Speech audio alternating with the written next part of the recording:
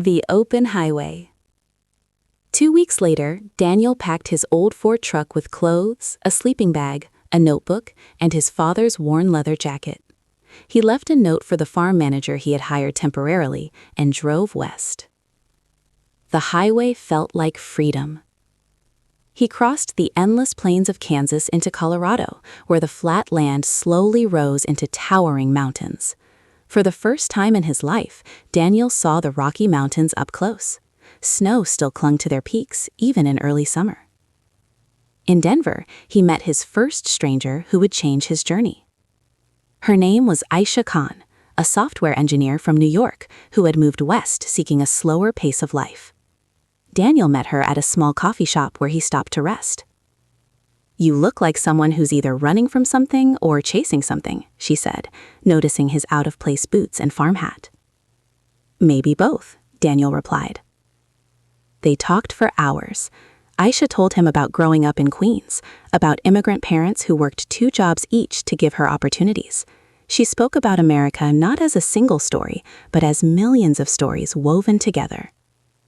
"People think America is one thing," she said, "but it's different in every city, every street. You're going to see that." Before leaving, she gave him advice. "Don't just look at the landmarks, talk to people." Daniel wrote that in his notebook. Chapter 2. California Dreams.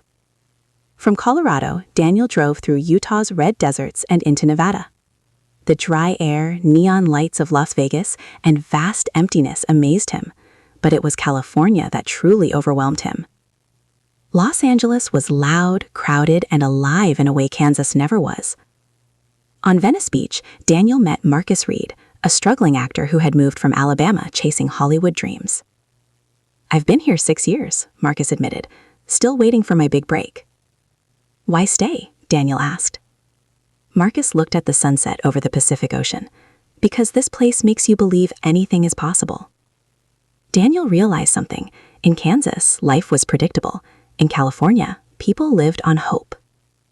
He spent days exploring, walking under palm trees, tasting food from street vendors representing cultures from around the world, listening to languages he couldn't recognize.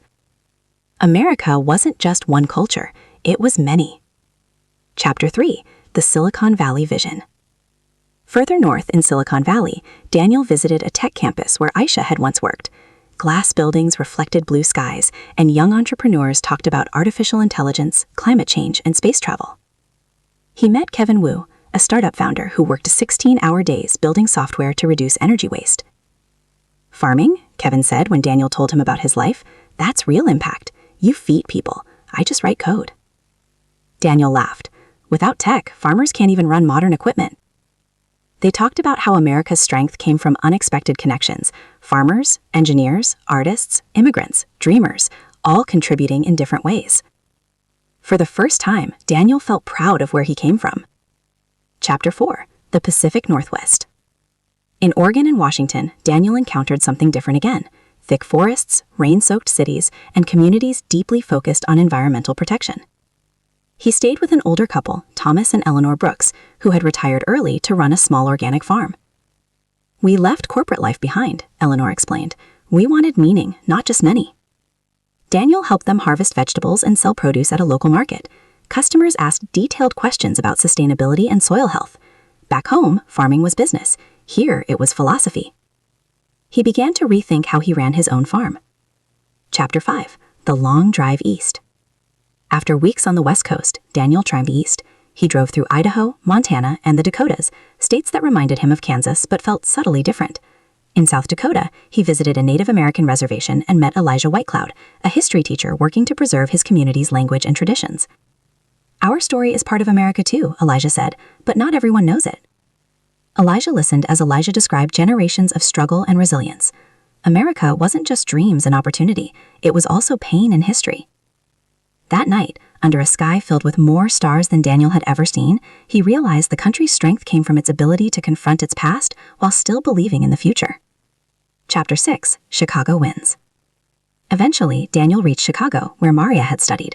The skyline rising beside Lake Michigan was breathtaking. In a busy diner, he overheard conversations about politics, business, sports, and education, all in one room. He met an elderly man named Robert Jenkins, a retired factory worker. "Used to be this city ran on steel," Robert said. "Times change. You adapt or you fall behind." Daniel thought about his own farm. Adaptation, innovation, survival. America was always changing. Chapter 7. New York State of Mind. When Daniel finally reached New York City, he felt both tiny and alive. Skyscrapers towered above him, subways roared underground. Every face seemed to carry a different story. He met Aisha again, just as she had promised if he ever came east. "So," she asked, smiling, "what did you find?" Daniel looked around at the city lights. "I found that America isn't one dream. It's millions of dreams. Some are loud, some are quiet, but they're all connected." Aisha nodded. "And yours?" Daniel paused. "I think my dream is back home, but bigger." Chapter 8. Returning Home. Months after he first left Kansas, Daniel drove back into his small town. The fields looked the same. The house stood where it always had. But he had changed. He introduced sustainable practices he learned in Oregon. He invested in new technology inspired by Silicon Valley. He partnered with local schools to teach agricultural science. And most importantly, he began telling stories about the actor in Los Angeles, the engineer in Denver, the teacher in South Dakota, the entrepreneur in California. His farm became more than land. It became connection.